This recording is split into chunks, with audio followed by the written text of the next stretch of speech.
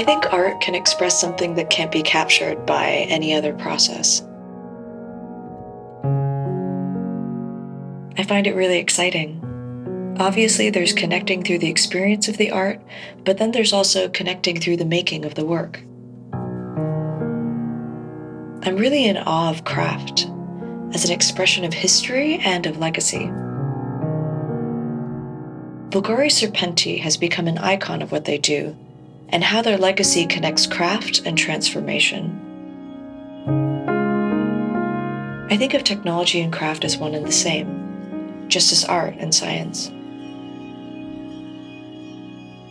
As an artist and researcher, I explore emerging tools for making my work, to find new ways of shaping what it means to be an artist in modern times.